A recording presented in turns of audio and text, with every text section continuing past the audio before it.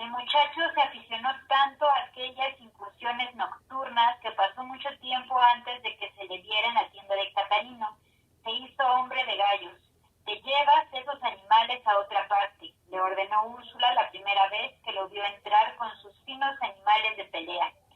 Ya los gallos han traído demasiadas amarguras a esta casa para que ahora vengas tú a traernos otras. José Arcadio II se lo llevó sin discusión, pero siguió criándolo donde Pilar Ternera, su abuela, que puso a su disposición cuanto le hacía falta, a cambio de tenerlo en la casa. Pronto demostró en la gallera la sabiduría que le infundió el padre Antonio e Isabel y dispuso de suficiente dinero no solo para enriquecer sus crías, sino para procurarse satisfacciones de hombre. Úrsula lo comparaba en aquel tiempo con su hermano y no podía entender cómo los dos gemelos que parecieron una sola persona en la infancia habían terminado por ser tan distintos. La perplejidad no le duró mucho tiempo, porque muy pronto empezó Aureliano II a dar muestras de holgazanería y disipación. Mientras estuvo encerrado en el cuarto de Melquiades, fue un hombre ensimismado, como lo fue el coronel Aureliano Buendía en su juventud, pero poco antes del Tratado de Neerlandia, una casualidad lo sacó de su ensimismamiento y lo enfrentó a la realidad del mundo. Una mujer joven que andaba vendiendo números para la rifa de un acordeón lo saludó con mucha familiaridad. Aureliano II no se sorprendió porque ocurría con frecuencia que lo confundieran con su hermano, pero no aclaró el equívoco, ni siquiera cuando la muchacha trató de ablandarle el corazón con lloriqueos y terminó por llevarlo a su cuarto. Le tomó tanto cariño desde aquel primer encuentro que hizo trampas en la rifa para que él se ganara el acordeón. Al cabo de 2 semanas, Aureliano II se dio cuenta de que la mujer se había estado acostando alternativamente con él y con su hermano, creyendo que eran el mismo hombre, y en vez de aclarar la situación, se las arregló para prolongarla. No volvió al cuarto de Melquiades. Pasaba las tardes en el patio aprendiendo a tocar de oídas el acordeón, contra las protestas de Úrsula, que en aquel tiempo había prohibido la música en la casa a causa de los lutos, y que además menospreciaba el acordeón como un instrumento propio de los vagabundos. Herederos de Francisco el hombre. Sin embargo, Aureliano II llegó a ser un virtuoso del acordeón y siguió siéndolo después de que se casó y tuvo hijos, y fue uno de los hombres más respetados de Macondo. Durante casi 2 meses compartió la mujer con su hermano. Lo vigilaba, le descomponía los planes, y cuando estaba seguro de que José Arcadio II no visitaría esa noche la amante común, se iba a dormir con ella. Una mañana descubrió que estaba enfermo. 2 días después encontró a su hermano cerrado a una viga del baño, empapado en sudor y llorando a lágrima viva, y entonces comprendió. Su hermano le confesó que la mujer lo había repudiado por llevarle lo que ella llamaba una enfermedad de la mala vida. Le contó también cómo trataba de curarlo Pilar Ternera. Aureliano II se sometió a escondidas a los ardientes lavados de permanganado y a las aguas diuréticas, y ambos se curaron por separado después de 3 meses de sufrimientos secretos. José Arcadio II no volvió a ver a la mujer. Aureliano II obtuvo su perdón y se quedó con ella hasta la muerte. Se llamaba Petra Cotes. Había llegado a Macondo en plena guerra con un marido ocasional que vivía de las rifas, y cuando el hombre murió, ella siguió con el negocio. Era una mulata limpia y joven, con unos ojos amarillos y almendrados que le daban a su rostro la ferocidad de una pantera, pero tenía un corazón generoso y una magnífica vocación para el amor. Cuando Úrsula se dio cuenta de que José Arcadio II era gallero y Aureliano II tocaba el acordeón en las fiestas ruidosas de su concubina, creyó enloquecer de confusión. Era como si en ambos se hubiera concentrado los defectos de la familia en ninguna de sus virtudes. Entonces decidió que nadie volvería a llamarse Aureliano y José Arcadio. Sin embargo, cuando Aureliano II tuvo su primer hijo, no se atrevió a contrariarlo. De acuerdo, dijo Úrsula, pero con una condición: yo me encargo de criarlo. Bueno, aunque ya era Aunque ya era centenaria y estaba a punto de quedarse ciega por las cataratas, conservaba intactos el dinamismo físico, la integridad del carácter y el equilibrio mental. Nadie mejor que ella para formar al hombre virtuoso que había de restaurar el prestigio de la familia, un hombre que nunca hubiera oído hablar de la guerra, los gallos de pelea, las mujeres de mala vida y las empresas delirantes. 4 calamidades que, según pensaba Úrsula, había determinado la decadencia de su estirpe. Este será cura, prometió solemnemente, y si Dios me da vida, ha de llegar a ser papa. Todos rieron al oírla, no solo en el dormitorio, sino en toda la casa, donde estaban reunidos los bulliciosos amigotes de Aureliano II. La guerra relegada al desván de los malos recuerdos fue momentáneamente evocada con los bonazos del champaña. A la salud del Papa brindó Aureliano II. Los invitados brindaron a coro. Luego el dueño de casa tocó el acordeón, se reventaron cohetes y se ordenaron tambores de júbilo para el pueblo. En la madrugada los invitados, ensopados en champaña, sacrificaron 6 vacas y las pusieron en la calle a disposición de la muchedumbre. Nadie se escandalizó. Desde que Aureliano II se hizo cargo de la casa, aquellas festividades eran cosas corrientes, aunque no existiera un motivo tan justo como el nacimiento de un papa. En pocos años, sin esfuerzo, a puros golpes de suerte, había acumulado una de las más grandes fortunas de la ciénaga, gracias a la proliferación sobrenatural de sus animales. Sus yeguas parían trillizos, las gallinas ponían 2 veces por día y los cerdos engordaban con tal desenfreno que nadie podía explicarse tan desordenada fecundidad. Como no fuera por arte de magia, en que economiza ahora, le decía Úrsula a su atolondrado bisnieto. Esta suerte no te va a durar toda la vida, pero a Aurelio II no le ponía atención mientras más destapaba champaña para ensopar a sus amigos, más alocadamente parían sus animales y más se convencía él de que su buena estrella no era cosa de su conducta, sino influencia de Petra Cotes, su concubina, cuyo amor tenía la virtud de exasperar a la naturaleza. Tan persuadido estaba de que era ese el origen de su fortuna, que nunca tuvo a Petra Cotes lejos de sus crías, y aun cuando se casó y tuvo hijos, siguió viviendo con ella con el consentimiento de Fernanda Toledo, monumental como sus abuelos, pero con un gozo vital y una simpatía irresistible que ellos no tuvieron. Aureliano II apenas si tenía tiempo de vigilar sus ganados.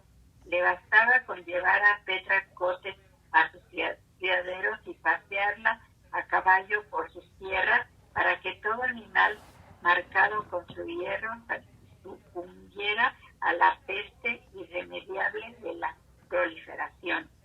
Como todas las cosas buenas que les ocurrieron en su larga vida, aquella fortuna desmandada tuvo origen en la casualidad hasta el final de las guerras. Petra Cotes seguía sosteniéndose con el producto de sus rifas y Aureliano II se las arreglaba para saquear de vez en cuando las alcancías de Úrsula. Formaban una pareja frívola sin más preocupaciones que la de acostarse todas las noches, aún en las fechas prohibidas, y retosar en la cama hasta el amanecer.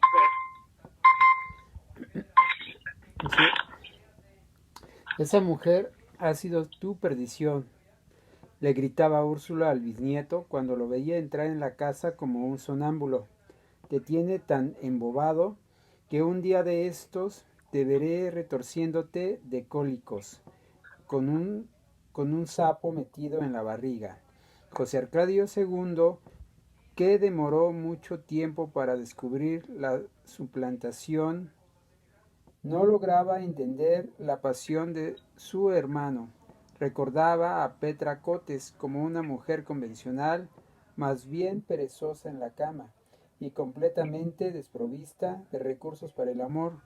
Sordo al clamor de Úrsula y a las burlas de su hermano, Aureliano II solo pensaba entonces en encontrar un oficio que le permitiera sostener una casa para Fernanda y morirse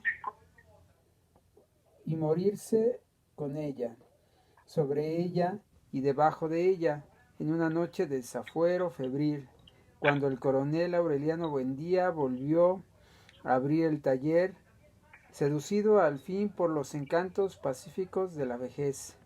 Aureliano II pensó que sería un buen negocio dedicarse a la fabricación de pescaditos de oro. Pasó muchas horas en el cuartito caluroso viendo cómo las duras láminas de metal, trabajadas por el coronel con la paciencia inconcebible del desengaño, se iban convirtiendo poco a poco en escamas doradas. El oficio le pareció tan laborioso y era tan persistente y apremiante el recuerdo de Petra Cotes que al cabo de 3 semanas desapareció del taller. Fue en esa época que le dio a Petra Cotes por rifar conejos. Se reproducían y se volvían adultos con tanta rapidez que apenas daban tiempo para vender los números de la rifa. Al principio, Aureliano II no advirtió las alarmantes proporciones de la proliferación, pero una noche, cuando ya nadie en el pueblo quería oír hablar de las rifas de conejos, sintió un estruendo en la pared del patio. No te asustes, dijo Petracotes, son los conejos. No pudieron dormir más, atormentados por el tráfago de los animales.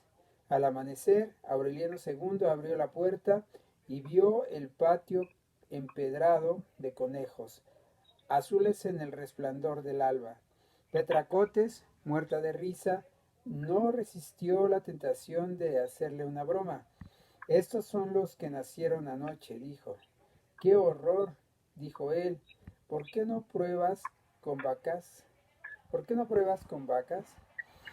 Pocos días después, tratando de desahogar su patio, Petracotes cambió los conejos por una vaca, que 2 meses más tarde parió trillizos. Así empezaron las cosas. De la noche a la mañana Aureliano II se hizo dueño de tierras y ganados, y apenas si tenía tiempo de ensanchar las caballerizas y posilgas desbordadas. Era una prosperidad de delirio que a él mismo le causaba risa, y no podía menos que asumir actitudes extravagantes para descargar su buen humor. Apártense, vacas, que la vida es corta, gritaba.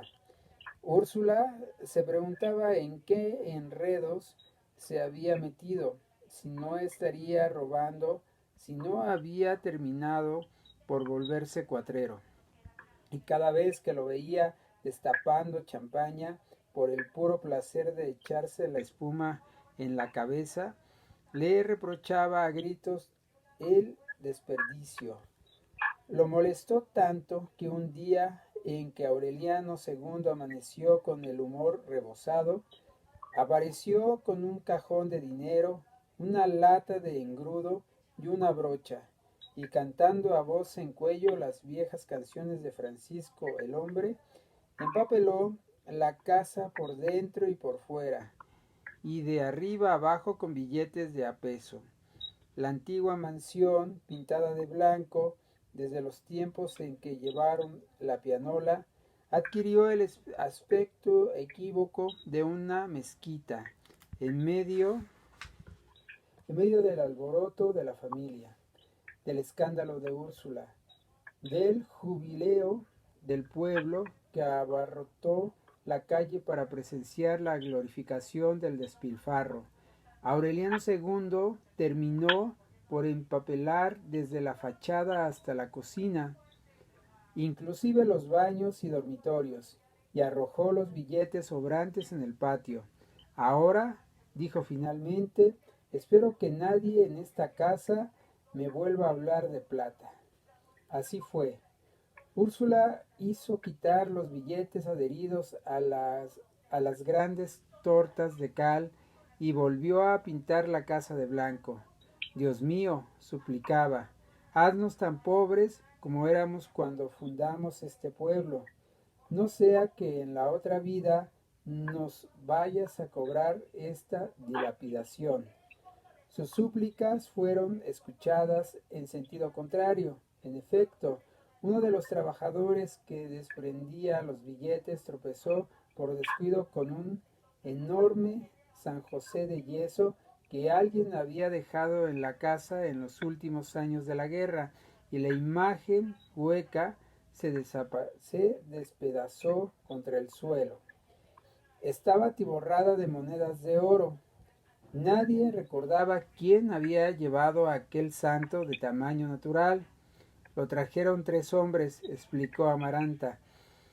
Me pidieron que lo guardáramos mientras pasaba la lluvia, y yo les dije que lo pusieran ahí, en el rincón, donde nadie fuera a tropezar con él, y ahí lo pusieron con mucho cuidado, y ahí ha estado desde entonces, porque nunca volvieron a buscarlo. En los últimos tiempos Úrsula le había puesto velas y se había postrado ante él, sin sospechar que en lugar de un santo estaba adorando casi 200 kilogramos de oro. La tardía comprobación de su involuntario paganismo agravó su desconsuelo. Escupió el espectacular montón de monedas, lo metió en 3 sacos de lona y lo enterró en un lugar secreto, en espera de que tarde o temprano los 3 desconocidos fueran a reclamarlo. Mucho después, en los años difíciles de su decrepitud, Úrsula solía intervenir en las conversaciones de los numerosos viajeros que entonces pasaban por la casa, y les preguntaba si durante la guerra no habían dejado allí un San José de yeso para que lo guardaran mientras pasaba la lluvia. Estas cosas que tanto consternaban a Úrsula eran corrientes en aquel tiempo.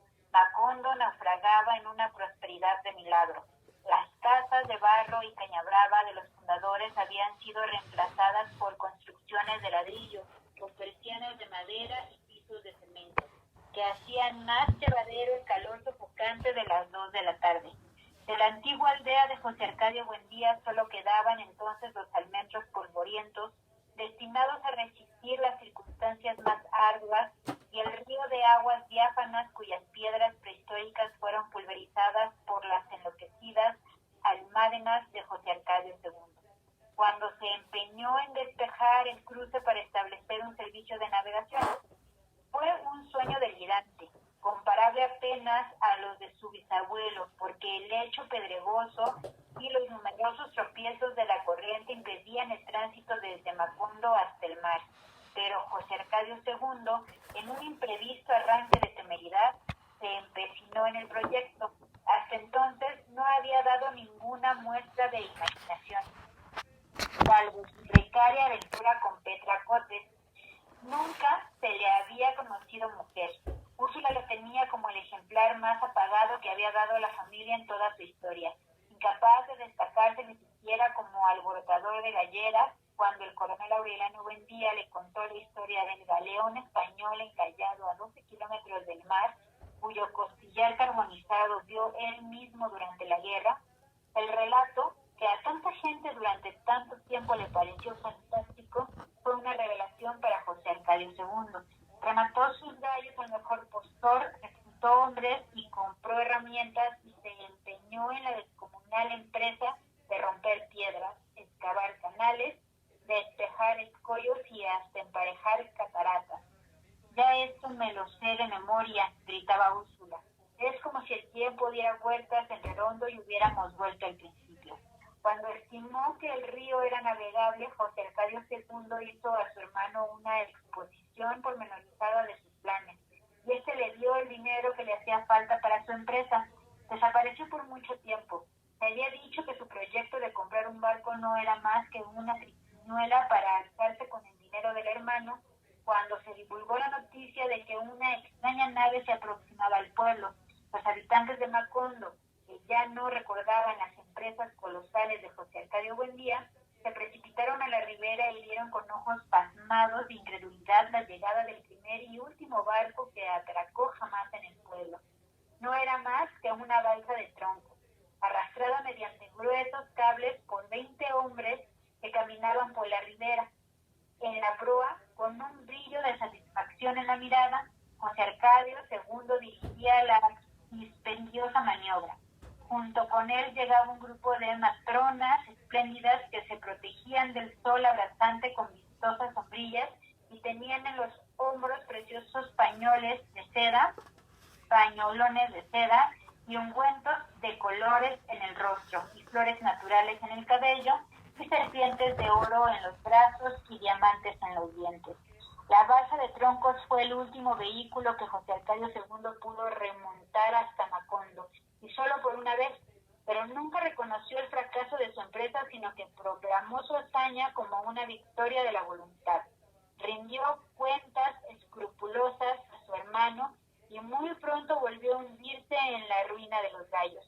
Lo único que quedó de aquella desventurada iniciativa fue el soplo de renovación que llevaron las matronas de Francia, cuyas artes magníficas cambiaron los métodos tradicionales del amor y cuyo sentido del bienestar social arrasó con la anticuada tienda de Catarino y transformó la calle en un bazar de farolitos japoneses y organillos nostálgicos. Fueron ellas las promotoras del carnaval sangriento que durante 3 días hundió a Macondo en el delirio, y cuya única consecuencia perdurable fue haberle dado a Aureliano II la oportunidad de conocer a Fernanda del Carpio. Remedios la Bella fue proclamada reina. Úrsula, que se estremecía ante la belleza inquietante de la bisnieta, no pudo impedir la elección. Hasta entonces había conseguido que no saliera a la calle como no fuera para ir a misa con Amaranta, pero la obligaba a cubrirse la cara con una mantilla negra. Los hombres menos piadosos, los que se disfrazaban de curas para decir misas sacrílegas en la tienda de Catarino, asistían a la iglesia con el único propósito de ver, aunque fuera un instante, el rostro de Remedios la Bella, de cuya hermosura legendaria se hablaba con un fervor sobrecogido en todo el ámbito de la Ciénega. Pasó mucho tiempo antes de que lo consiguieran, y más les hubiera valido que la ocasión no llegara nunca, porque la mayoría de ellos no pudo recuperar jamás la placidez del sueño. El hombre que lo hizo posible, un forastero, perdió para siempre la serenidad, se enredó en los tremedales de la abyección y la miseria, y años después fue despedazado por un tren nocturno cuando se quedó dormido sobre los rieles. Desde el momento en que se le vio en la iglesia con un vestido de pana verde y un chaleco bordado, nadie puso en duda que iba desde muy lejos, tal vez de una remota ciudad del exterior, atraído por la fascinación mágica de Remedios la Bella. Era tan hermoso, tan gallardo y reposado, de una prestancia tan bien llevada, que Pietro Crespi junto a él habría parecido un sietemesino, y muchas mujeres murmuraron entre sonrisas de despecho que era él quien verdaderamente merecía vestía la mantilla. No alternó con nadie en Macondo. Aparecía al amanecer del domingo como un príncipe de cuento en un caballo con estribo de plata y gualdrapas de terciopelo, y abandonaba el pueblo después de la misa.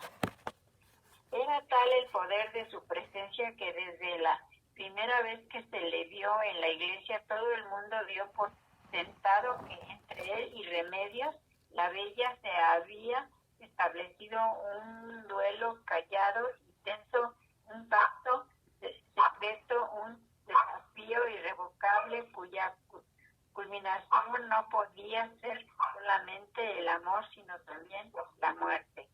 El sexto domingo el caballero apareció con una rosa amarilla en la mano.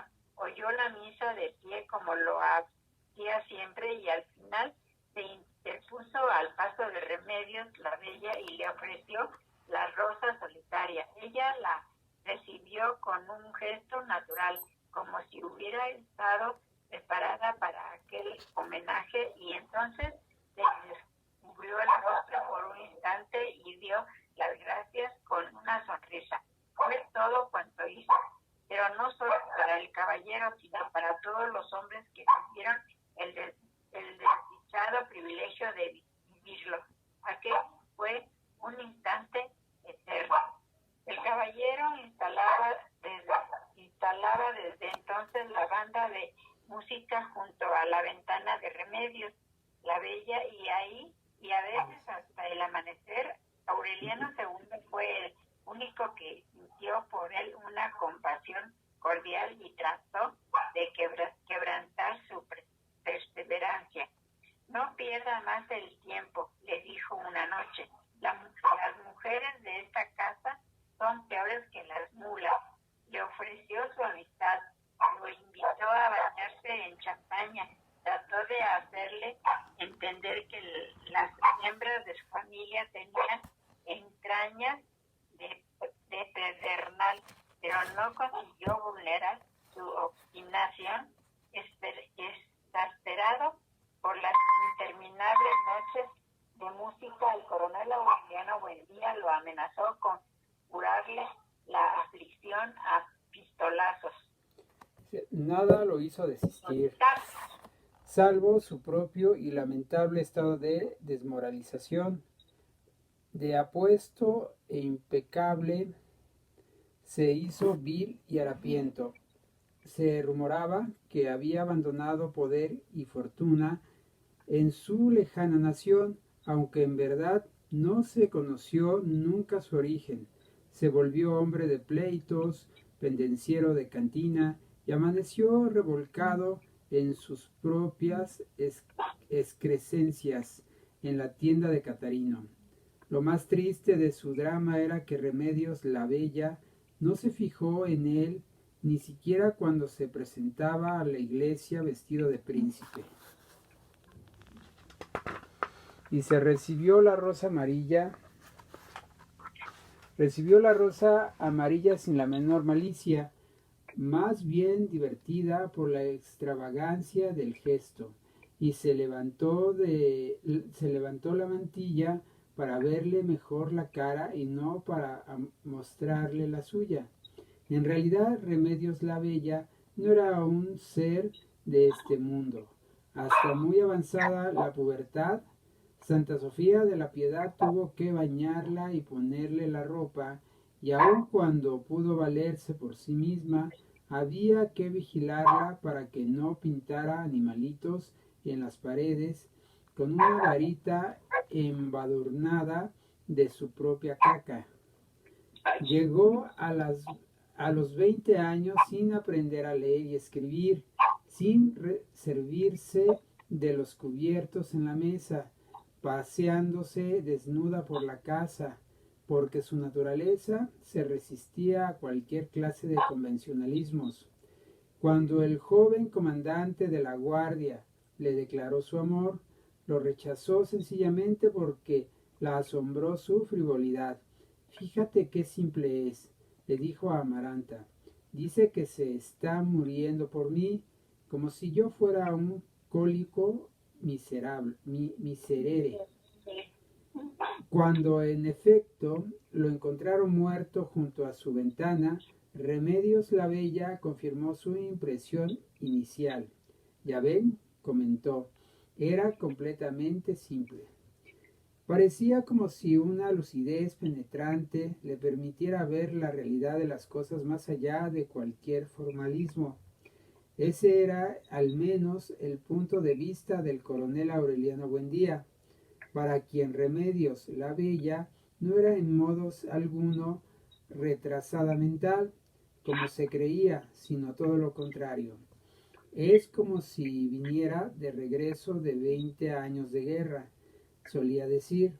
Úrsula, por su parte, le agradecía a Dios que hubiera premiado a la familia con una criatura de una pureza excepcional, pero al mismo tiempo la conturbaba su hermosura, porque le parecía una virtud contradictoria, una trampa diabólica en el centro de la candidez. Fue por eso que decidió apartarla del mundo, preservarla de toda tentación terrenal, sin saber que Remedios la Bella, ya desde el vientre de su madre, estaba a salvo de cualquier contagio. Nunca le pasó por la cabeza la idea de que la eligieran reina de la belleza en el pandemonium de un carnaval. Pero Aureliano II, embullado con la ventolera de disfrazarse de tigre, llevó al padre Antonio Isabel a la casa para que convenciera a Úrsula de que el carnaval no era una fiesta pagana, como ella decía, sino una tradición católica. Finalmente, convencida, aunque a regañadientes, dio el consentimiento para la coronación. La noticia de que Remedios Buendía iba a ser la soberana del festival rebasó en pocas horas los límites de la ciénaga. Llegó hasta lejanos territorios donde se ignoraba el inmenso prestigio de su belleza y suscitó la inquietud de quienes todavía consideraban su apellido como un símbolo de la subversión. Era una inquietud infundada. Si alguien resultaba inofensivo en aquel tiempo, era el envejecido y desencantado coronel Aureliano Buendía, que poco a poco había ido perdiendo todo contacto con la realidad de la nación. Yo creo que te quedas hasta ahí porque está bien largo el otro, ¿eh? Sí, pues ahí nos quedamos. Ajá. Que ya no se ve adelante, ¿eh? No.